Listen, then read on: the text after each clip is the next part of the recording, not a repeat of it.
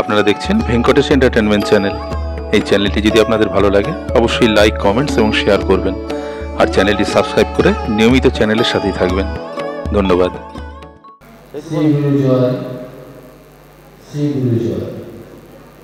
প্রথমেই আমি মঞ্চে উপবিষ্ট সদ্গুরু ভগবান শ্রী শ্রীমৎ দুর্গা প্রসন্ন পরমহংসদেবের রাতুল চরণে আমার ভক্তিপূর্ণ প্রণাম নিবেদন করি। মন্দিরে অবস্থান করছে হর পার্বতী, তাদের যুগল চরণে। ছোটবেলায় প্রথম যখন আসেন বাংলাদেশ থেকে, আমাদের তখন শৈশবকাল, গিরিধারী আশ্রমে এসেছিলেন এবং সেইখানে তিনি থাকতেন। প্রথমে উনি ওখানে গোসেবায় নিযুক্ত হয়েছিলেন, তারপরে নানা রকম কাজকর্মের সাথেই জড়িত ছিল। তারপর আস্তে আস্তে তো গুরুদেবের সান্নিধ্যে আসেন এবং গুরু সেবাও করেছে। পরে গুরুদেব ওনাকে ভুবনেশ্বর নিয়ে আসেন। তা রামানন্দদার কথা বলতে গেলে প্রথমে মনে পড়ে যে শ্রীগুরু সংঘের সন্ন্যাসী ব্রহ্মচারী যারাই আছে, আমাদের পরিবারের সাথে সম্পর্ক সবার সাথেই ভালো, কিন্তু রামানন্দের সাথে একটা আলাদা সম্পর্ক ছিল আমাদের প্রত্যেকের। অনেক আনন্দ করেছি, দু একটি জায়গায় বেড়াতেও গেছি এবং শ্রীগুরু সংঘের শিষ্য ভক্তরা থেকে জানেন যে ভুবনেশ্বরে আসলে রামানন্দদার যে আতিথেয়তা সেটা অনুকরণযোগ্য। উনি সবার সাথে সুন্দর কথা বলতেন এবং ওনার কথাবার্তার মধ্যে একটা মাধুরতা ছিল। একটু বাংলা ভাষায় কথা বলতো তো, এবং গুরু কথাটা তো বলতো, শুনতে ভালো লাগতো। সেই রামানন্দের সম্পর্কে আপনারা সবাই যারা এসছেন তারা প্রত্যেকে ভালোবাসেন, এখানে এসছে। আমাদের প্রত্যেকেরই প্রার্থনা থাকবে ঠাকুরের চরণে, যেন অন্তিমে ঠাকুর যেন তাকে তার চরণে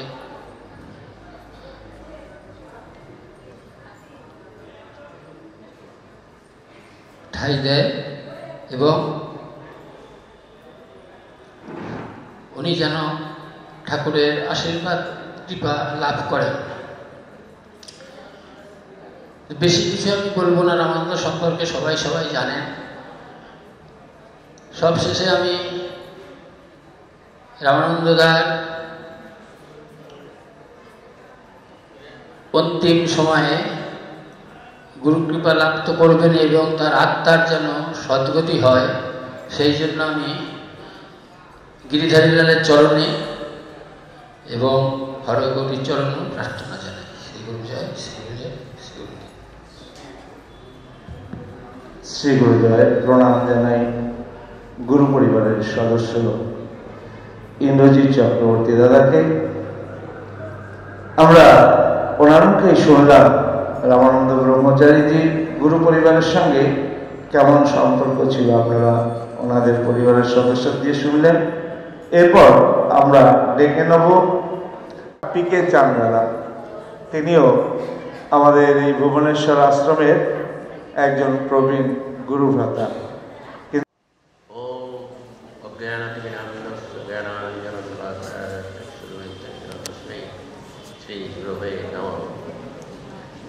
শ্রী শ্রী গুরুদেবের আতুল চরণে শতকোটি প্রণাম, হরগৌরী মাকে প্রণাম, মঞ্চে উপস্থিত বৈদ্যনাথে প্রণাম, আর আজকে উপস্থিত সকল গুরু ভাই গুরু বোনদের প্রণাম। সময়ের অভাবে আমি মাত্র দু একটি কথা বলতে চাই। এই যে রামানন্দদা, তার একটা বিরাট গুণ ছিল। গুণটা হচ্ছে তিনি সকলকে, যারা তার পক্ষ কিংবা বিপক্ষ, সকলকেই তিনি প্রাণ ভরে ভালোবাসতেন, সমানভাবে ভালোবাসতেন। এই উড়িষ্যায় যতগুলো শাখা সংঘ আছে একদম কোনায় কোনায় শাখা সংঘ আছে। একমাত্র তিনি সেই সব শাখা সঙ্গে যাতায়াত করতেন, তাদের সঙ্গে সম্পর্ক রাখতেন। তার একটা বিরাট ইয়ে ছিল, মানে ভীষণ শার্প মেমোরি ছিল। সব যেখানে যার বাড়িতে যাবেন তাদের ছেলে মেয়েদের নাম তিনি মনে রাখতেন, তাদের বাৎসরিক উৎসবে যোগদান করতেন। পশ্চিমবঙ্গে অনেক শাখা সঙ্গে তিনি যাতায়াত করতেন, তাদের শাখা সঙ্গে উৎসবে যোগদান করতেন। সবসময় ব্যস্ত থাকতেন, অমুক শাখার সঙ্গে আজকে উৎসব আছে, অমুক শাখার সঙ্গে। এমনই তার ছিল ভালোবাসা, এবং সকলেই তাকে ভালোবাসতেন। তিনি ছিলেন ভালোবাসার প্রতীক। ওনার উপরে রাগ করা যায় না। আমি একটা ছোট ঘটনা বলছি। তিনি তো প্রায় মাসে 25-26 দিন 28 দিন বাইরে থাকতেন। তো এখানে বসে আমি অনেক অনিয়ম বেনিয়ম সব লক্ষ্য করি, মনে মনে রাগ হয়। একদিন রামানন্দ ফিরে এলেন, তাকে টেলিফোনে আমি খুব চেঁচামেচি করলাম। তা আমি বললাম, কাল সকালে আমি যাচ্ছি, আশ্রমে যাচ্ছি আপনার খবর নিতে। তারপরের দিন আমি আশ্রমে এলাম, দেখলাম দূরে রামানন্দ দাঁড়িয়ে আছে।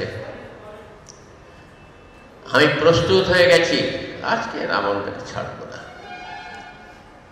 আরে রামানন্দ আমাকে দেখে হাত দুটো এমনি করে আয়েন আয়েন প্রভাতটা আয়েন বলে আমাকে জড়িয়ে ধরলেন।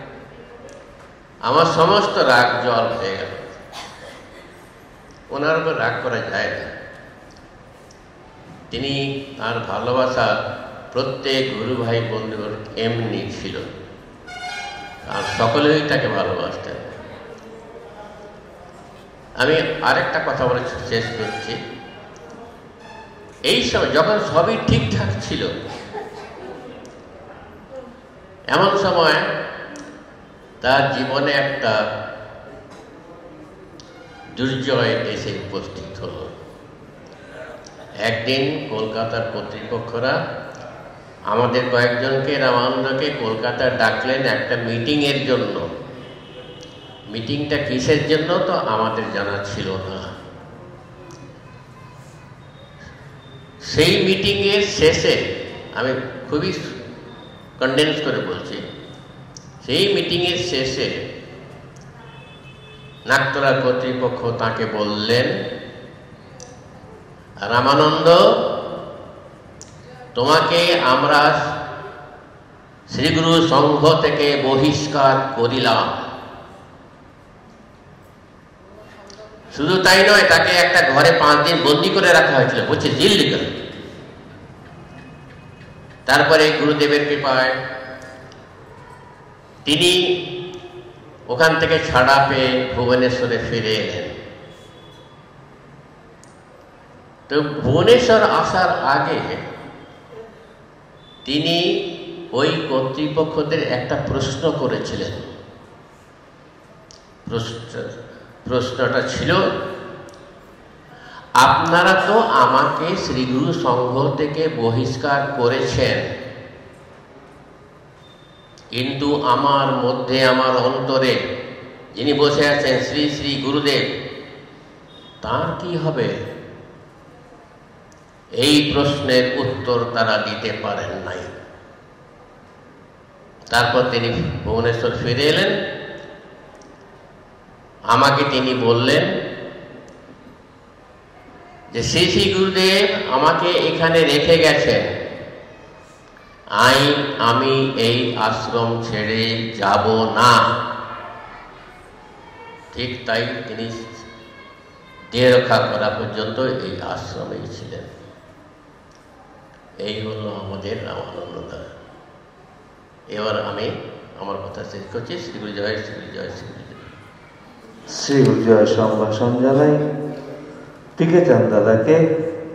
পরবর্তী বক্তা, সুবক্তা মাস্টার মশাই, বাগুইআটি শাখা সংঘের পার্থ বসু দাদা। শ্রীগুরু জয়। মঞ্চে উপবিষ্ট শ্রী শ্রী গুরু ভগবানকে আমার শতকোটি প্রণাম, হরগৌরীকে প্রণাম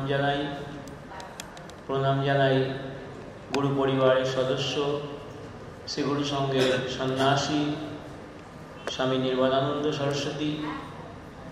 আমরা যার স্মরণে আজকে এখানে এসেছি সেই রামানন্দ কাকু, তিনিও এখানে আছেন আজ। রামানন্দ কাকুকে ছাড়া ভুবনেশ্বরে কোনো উৎসব হবে এটা কল্পনা করা যায় না। তিনি আছেন, তাকেও আমার প্রণাম এবং গুরু ভ্রাতা ভগ্নীগণ। রামানন্দ কাকু চলে গেছে এই সংবাদটা যখন পেলাম সকালবেলা, রামানন্দ কাকুর এক ভাইয়ের কাছ থেকেই, তখন যেন মাথায় একটা বাজ ভেঙে পড়ল। আমাদের কোনো আত্মীয় বিয়োগেও আমরা এত শোক পাইনি যতটা শোক সেদিন পেয়েছিলাম এই সংবাদটা শুনে। বিশ্বাস হয়নি। প্রথমেই ফোন করলাম আশ্রমে চুম্বনকে, চুম্বন ঘটনা সত্যি? চুম্বন বলল হ্যাঁ দাদা সত্যি। রামানন্দ কাকু আমাদের জীবনে যে তার যে এত অবদান সে কথা বলে এখানে বোঝাতে পারবো না। শ্রী গুরু সঙ্গের সকল সন্ন্যাসী ব্রহ্মচারীর সঙ্গে আমাদের পরিবারের এক নিবিড় বন্ধন, তার মধ্যেও রামানন্দ কাকু যেন অনন্য। আমাদের পরীক্ষার আগে চিঠি লিখতেন কে? রামানন্দ কাকু। আমাদের পরীক্ষার পরে মিষ্টি খাবার জন্যে, চপ খাবার জন্যে টাকা দিতেন কে? রামানন্দ কাকু। সকালবেলায় এসে উপস্থিত, দিদি আজকে এখানে প্রসাদ খাবো, এখানে সেবা করব, আমি একটু কালেকশন করে আসি। আমায় নিয়ে চললো কালেকশনে। যখন আমাদের পড়াশুনো থাকতো না, বিভিন্ন জায়গায় তার সঙ্গে বিভিন্ন বাড়িতে কালেকশনে গেছি, উড়িষ্যায়ও, আমাদের পশ্চিমবঙ্গেও। সেখানে প্রত্যেক বাড়িতেই এমন দেখেছি যেন গুরুদেব সেখানে এসছেন। রামানন্দ কাকুকে পেয়ে তাদের সেই আনন্দ, প্রত্যেকে মনে করতো, আমি যেমন মনে করি রামানন্দ কাকু আমাকে সবচেয়ে বেশি ভালোবাসত, প্রত্যেকেই ভাবতো যে রামানন্দ কাকু যেন তাকেই সবচেয়ে বেশি ভালোবাসে অন্যতা। এমনভাবে তিনি মিশতেন, এমন ভালোবাসা দিতেন যে প্রত্যেকেই ভাবতো আমাকে সবচেয়ে বেশি ভালোবাসে, আমার মতো আর কাউকে ভালোবাসে না। হঠাৎ পরীক্ষা শেষ, বললো চলো বাবু। আমি বাবু বলেই ডাকতেন, আমার বাবা মা যেই নামে ডাকতো আর কেউ ডাকে না, এক রামানন্দ কাকু শুধু বাবু বলে ডাকতেন আমাকে। বাবু চলো ভুবনেশ্বর আশ্রমে, ওখানে অনেক কাজ আছে। তখন এই বড় নাট মন্দির হয়নি, ছোট নাট মন্দির। এখানে একটা মানে লাইব্রেরি, মানে যে দুটো দেয়াল আলমারিতে বই থাকতো, মাঝখানে দুটো খাট ছিল, সেখানে শুতাম। আশ্রমের এই গ্রিল রং করা, আশ্রম পরিষ্কার পরিচ্ছন্ন, প্রায় মাসখানেক আশ্রমের এখানে থেকেছি। উৎসবের আগে বাবু উৎসবে কালেকশনে বসতে হবে, কিন্তু তখন ওই ঘরে যে এখন যেখানে সুকুমারদা বসেন, ওখানে রায়দা ছিলেন, রায়দা বসতেন। আমি আসলে রায়দা সিট ছেড়ে দিত যে না বাবু এখানে কালেকশন করবে, আর এখানে সুনীলদা বসে, বাটানগরে সুনীলদা বসে, সুনীল ব্যানার্জি দাদা, তিনি এখানে কালেকশন করতেন উৎসবে। এরকম হাজার হাজার স্মৃতি। রামানন্দ কাকুর টান, এমন টান, আমরা বিয়ের পরে প্রথম মধুচন্দ্রিমায় যাচ্ছি পুরীতে, পুরীর টিকিট কাটা, হঠাৎ ট্রেনটা লেট করলো ভুবনেশ্বরে। বলছি চলো ভুবনেশ্বর আশ্রমে যাই, রামানন্দ কাকু আছে আশ্রমে। নেমে পড়লাম ভুবনেশ্বরে। ওইখানে আমাদের হোটেল টোটেল সব বুক করা, থাক একদিন পরে যাব না, বিকেলবেলায় চলে যাব ভুবনেশ্বর থেকে পুরীতে। আসলাম, সে রামানন্দ কাকু কিছুতেই না, আজকে তোমার ভুবনেশ্বর গুরুদেব নিয়ে এসছে। গুরুদেব বলেছে যে পুরী যাওয়ার আগে ভুবনেশ্বরে নামতে হয়। ভুবনেশ্বরে তখন সন্তোষ দা এখানে আছে, আমার সুটকেস মাথায় করে বাস স্ট্যান্ড অব্দি নিয়ে গেছিল। এই সন্তোষ দা এখানে বসে আছে। দিলীপ হর তখন কত ছোট, মানে হাত দিয়ে দেখানো যাবে না। এরকম অসংখ্য স্মৃতি রামানন্দ কাকু। আমার বাবা হাসপাতালে ভর্তি, রামানন্দ কাকু হাসপাতালে চলে গেছে। যে কোনো রকম আমার বাবার মৃত্যুর পরে রামানন্দ কাকু আমাদের বাড়িতে সকালবেলা গিয়ে উপস্থিত।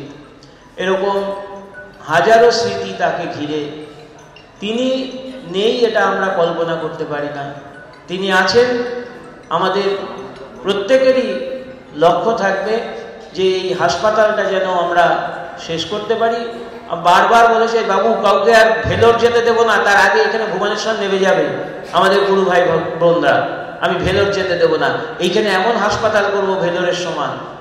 ইচ্ছা ছিল একটা কলেজ তৈরি করার, এটাও অনেকবার বলেছে যে ওই খন্নাসি বা ওইসব অঞ্চলে যেখানে উড়িষ্যার প্রত্যন্ত অঞ্চল সেখানে একটা কলেজ স্থাপন করতে হবে। করেছিল একটা কলেজ। এবং এই যে সাইক্লোন, উড়িষ্যায় সুপার সাইক্লোন হলো, তারপরে আশ্রমের যে মানে প্রাকৃতিক দুর্যোগে যে অবস্থা, তারপরে রামানন্দ কাকু বিভিন্ন জায়গায় গিয়ে গিয়ে কালেকশন করে আবার আশ্রমকে দাঁড় করিয়েছে। যাত্রীনিবাস, প্রথম যখন এখানে আসি তখন তো যাত্রীনিবাস হয়নি। রামানন্দ কাকুর প্রচেষ্টা এবং উড়িষ্যাবাসী যারা আছেন গুরুভ্রাতা ভগ্নীগণ তাদেরও একান্ত প্রচেষ্টায় এই যাত্রীনিবাস তৈরি হয়েছে, এত বড় আশ্রম তৈরি হয়েছে। কাজেই আমাদের এখন দায়িত্ব কর্তব্য এই আশ্রমের রক্ষণাবেক্ষণ।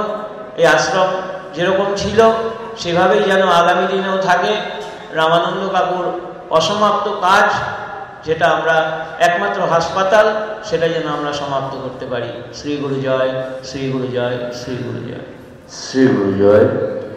শ্রী গুরু জয় সম্ভাষণ জানাই পার্থ বসু দাদাকে। এরপর আমরা ডেকে নেব আমাদের এই ভুবনেশ্বর আশ্রমের কার্যকারী কমিটির সদস্য বরুণ চাঁদ দাদা। শ্রী গুরু জয়। আজকে রামানন্দদা নেই, অন্তত সবাই অনুভব করতে পারবেন না। কেন ওই যে রামানন্দা বলছিলেন কখন এলে খেয়ে যাবা, সে আর পাবেন না, যে আর কোনোদিন শুনতে পারবেন না যে কখন এলে খেয়ে যাবা, সেবা করে যাবা, কিন্তু এই কথা আর কোনোদিন শুনতে পারবেন না। আমি 1975 বছরে গুরুদেবের কাছ থেকে দীক্ষা নিয়েছি। আমি তখন 14 বছর বয়স। আমাকে রামানন্দদা কাপড় পরিয়ে দিয়েছিলেন, এই এর পেছনে বারান্দায় বসে আমাকে গুরুদেব দীক্ষা দিয়েছিলেন। সেই দিন থেকে আমি, আমার বাবা মা, আমার ভাই বোন সবাই, আমি, আমার ছেলে মেয়ে সবাই আমরা হচ্ছে গুরুদেবের দীক্ষিত। আমরা সবসময় রামানন্দদার ওই ভালোবাসার জন্যে আমরা সবাই আশ্রমে চলে আসি। রামানন্দদা যখন আমাদের বাড়ির যার যখন শরীর খারাপ হবে জানতে পারেন, আমরা বলে থাকি না উনি সকাল থেকে গিয়ে পৌঁছে যাবেন, বলে ওই ফুঁকাফুঁকি জল দিয়ে আসবেন, আমরা ওতেই ভালো হয়ে যাই। কে বিশ্বাস করুক তাই, কে না করুক, আমরা পেয়েছি, আমরা তাই আমরা রামানন্দদার এখন আমরা ভাবছি রামানন্দদা নেই। আমার দাদা, আমার বাবা যখন, আমরা সব হচ্ছে যখন আমার দাদা, আমরা সবাই দীক্ষিত, কিন্তু আমার দাদা দীক্ষা নিতে চায় না গুরুদেবের কাছ থেকে। তখন রামানন্দদা একদিন আমার দাদার সঙ্গে যুক্তি তর্ক এরকম চললো শাস্ত্রের উপরে, কোনো কারো বাইরের কথা নয়। রাত 3টের সময় হলো, সেটেল হলো যে উনি আমার দাদা দীক্ষা নেবে। এখন আমার দাদা, তারপরে আমার দাদাকে হলো হচ্ছে হার্ট অ্যাটাক। সেদিন রামানন্দদা গিয়ে ওই হসপিটালে প্রত্যেক প্রায় 2 দিন, 1 দিন 3 দিনে যান, দেখতে যান। সেই জন্যে আমরা রামানন্দদার কাছ থেকে, আমি যখন রাত্রিরে আসি সবসময় প্রায় আশ্রমে সব দিন বলেন খেয়ে যাবে, বরুণ খেয়ে যাবে। আজকে আর আমরা সেইটা উপলব্ধি করতে পারছি না। আমার বাড়ি ভুবনেশ্বর নয়, আমার বাড়ি এখান থেকে 125 কিলোমিটার। আমার বাড়ি হচ্ছে ভদ্রক। আমরা এখন উপলব্ধি করছি যে রামানন্দদার নেই।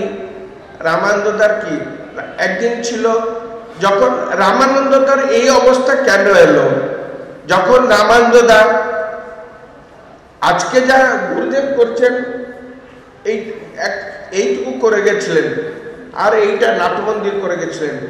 তারপরে ভিক্ষা চেয়ে কে খারাপ ভাবুক চাই না ভাবুক, কিন্তু উনি চারিদিকে ভিক্ষা চেয়ে এ বিল্ডিং করেছেন, ও বিল্ডিং করেছেন, হসপিটালের বিল্ডিং করেছেন। হসপিটাল উনি করতে পারলেন না।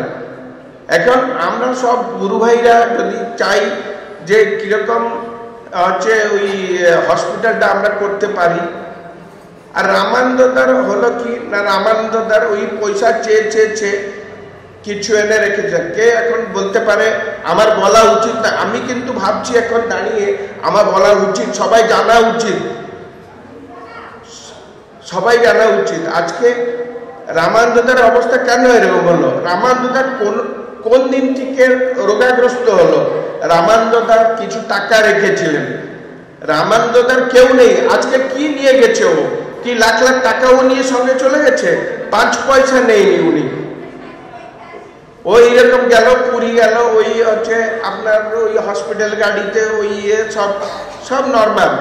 কিন্তু উনার যে টাকা নিয়ে চলে গেলেন, তখন ওই টাকার থেকে উনার স্টার্ট হলো ভেবে আমি একটা হসপিটাল করব কি করে, এই ভেবে উনি রোগাগ্রস্ত হয়ে গেল। তারপরে এই কোভিডে উনার হয়ে গেল, তারপরে উনি এখন মারা গেলেন। আমরা ওনার কাছ থেকে অনেক কিছু পেয়েছি। তাই আমাদের ফ্যামিলি টোটাল আমরা ওই জন্য গুরুদেব তো আছেন, উনি তো স্বয়ং ভগবান। আমাদের যাওয়ার সময় গুরুদেব বলে গেছেন 1975-এ এইখানে রামানন্দ থাকলো সবাই দেখবে। তখন আমার কাছ থেকে রামানন্দদা মাত্র আমার কাকুর বয়স। রামানন্দদা ডেলি ক্রিকেট খেলতো এখানে। আমার যে অনুকার ডাক্তার আছে, আমার হচ্ছে ওই যে ডাক্তারের কাকুর সঙ্গে রামানন্দদার ওর হচ্ছে সমবয়স্ক, ওর সঙ্গে ডেলি এইখানে ক্রিকেট খেলতো রামানন্দদা আমার কাছ থেকে 6 বছর বয়সে বড়। রামানন্দদা যখন আমাকে পড়িয়ে দিয়েছে এখানে কাপড় পরাতো, তখন উনার বয়স হচ্ছে 22 বছর, আমার হচ্ছে তখন 14 বছর। আর রামানন্দদার বিষয় তো সবাই ভালোবাসেন রামানন্দদাকে। আমার রামানন্দদা বললে আর কিছু বলার নেই। শ্রী গুরু জয়, শ্রী গুরু জয়। এরপর আমরা ডেকে নেব আমাদের অমল চক্রবর্তী দ্বারা। গুরু ব্রহ্মা গুরু বিষ্ণু গুরুদেব মহেশ্বর গুরুরেব পরম ব্রহ্ম তস্मै শ্রী গুরুভ্যে নমঃ। প্রণাম জানাই আমার আরাধ্য দেবতা গুরুদেবকে, প্রণাম জানাবো গুরু পরিবারকে, হরগৌরীকে এবং আমার অতি প্রিয় রামানন্দদাকে। আমার সামনে বসে আছেন দাদারা, শ্রী গুরুজয়, সমকক্ষ সবাইকে শ্রী গুরুজয়। রামানন্দদার স্মরণ সভা হবে এটা একটা বিশ্বাস করা যায় না। আমি হয়তো গর্ব করে বলতে পারি যে রামানন্দদার সঙ্গে যতটা দিন আমি কাটিয়েছি, সারা ভারতবর্ষে যত তীর্থ আছে অগণিত, আমি গুনতেও পারবো না, লিখেও রাখিনি কোনোদিন। আমি ওনার সঙ্গে ঘুরেছি। আমি কিন্তু শ্রীগুরুর সঙ্গে, আমাদের বাড়িতে শ্রীগুরুর সঙ্গেরই শিষ্য, কিন্তু শ্রীগুরুর সঙ্গে আমি কোনোদিন জড়িত ছিলাম না। আমি হরিনাম শুনতে পারতাম না। আমার খাওয়া দাওয়া লাইন হোটেল ধাবা এইসব ছিল। হঠাৎ একটা দুর্যোগ আসে, একটা রেলওয়ে কেসে আমি পড়ে ফেরার হয়ে যাই। কিছুদিন ফেরারে থাকার পরে একদিন রামানন্দদা, কিছু মনে করবেন না, রামানন্দার ব্যাপারে বলছি কারণ যতদিন ঘুরেছি না, বলতে গেলে বোধহয় কত বছর লাগে। তো আমি ফেরারে আছি, আমাদের ওখান থেকে ট্রেন লাইন পেরোবার পরে একটা জঙ্গল, সেই জঙ্গলের ভিতরে আমার এক বন্ধু ছোট একটা মাচার মতন করে থাকে, আমি তার উপরে ওর সঙ্গে রাত্রে থাকি, কারণ পুলিশে আমাকে ধরবে। হঠাৎ 2-3 দিন পরে রামানন্দদা যান আমাদের বাড়িতে কালেকশন। আমার ঠাকুমা রামানদাকে বললেন যে রামানদা ওরে একটু নিয়ে যাইতে পারেন, ও জঙ্গলে মঙ্গলে ঘোরে, ও তো পুলিশে কখন নিয়ে যাবে। সেই যে আমাকে রামানন্দদা এনে আশ্রমে ঢুকালেন, এত বড় একটা গেটের ভিতরে, তখন যাত্রী নিবাস হয়নি যদিও, কি এইখানে নাট মন্দিরটাই ছিল, এই পাশে ছোট ছোট ঘর ছিল, এইখানে সিন্দুক ছিল 2টা, একটাই আমি শুতাম, একটাই রামানন্দা শুতেন। তারপর কিছুদিন পরে আমরা সন্তোষকে আনি কলকাতা থেকে, সন্তোষ আবার আমাদের সঙ্গে থাকলো। তো যাই হোক, রামানন্দা আমাকে সব তীর্থ করাতেন, এই জন্য পুলিশের ভয়ে আমি রামানন্দার সঙ্গে যেতাম, কেননা ভুবনেশ্বর আশ্রমেও যদি কেউ লাগিয়ে দেয় আমাকে অ্যারেস্ট করে। আমি জামিন হইনি, কেস চলল। একদিন ডেটের পরে ডেট যেতে যেতে, যেদিনকে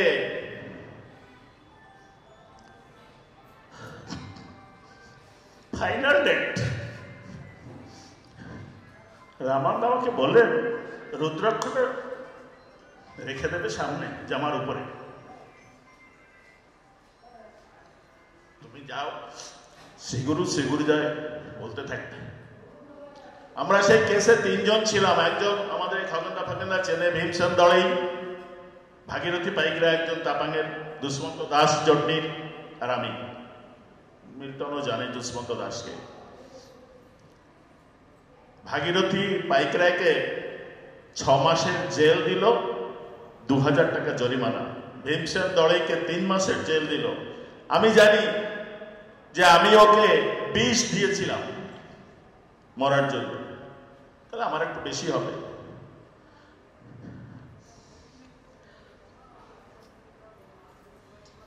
শ্রীগুরুজয় বলছি, আমি বলছি অমল চক্রবর্তী তম বাপাঙ্ক না কন? ভোলানাথ চক্রবর্তী। জজ কিছুক্ষণ থেকে বলছে তমকু ছাড়ি দিয়া গেল। আমি কাঠগোড়ার দরজা খোলার সময় পাইনি, কাঠগোড়া থেকে লাফ দিয়ে সোজা আশ্রমে চলে এসেছি। বোধহয় 2 বছরও বাড়ি যায়নি। আরো আপনারা সবাই বলছেন রামানন্দা চলে গেছে, যাইনি। রামানন্দার কথা বলতে পারছি না, খালি এতটুকু বলবো, রামানন্দদা জাননি, রামানন্দদা আজকেরও আমাদের সঙ্গে থেকে একটা জিনিস করছেন, সেটা হচ্ছে আজকেরও উনি হাসপাতাল করার জন্য ফাইনাল করে দিলেন। কেউ হয়তো খারাপ পাবেন না, আমি জিনিসটা প্রকাশ করে দিলাম।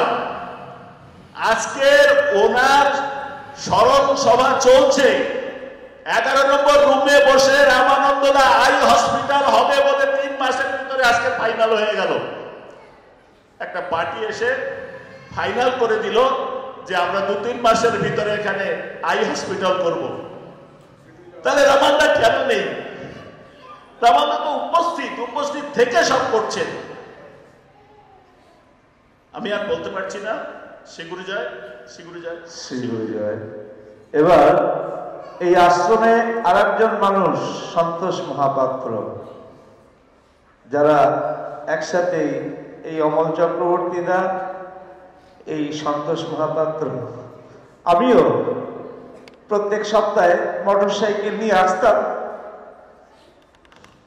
রামানন্দ আমাদের দেখে বলছেন, ভাইটি পূর্ণিমার দিন একটু আশ্রমের নাম করলে ভালো হয় না?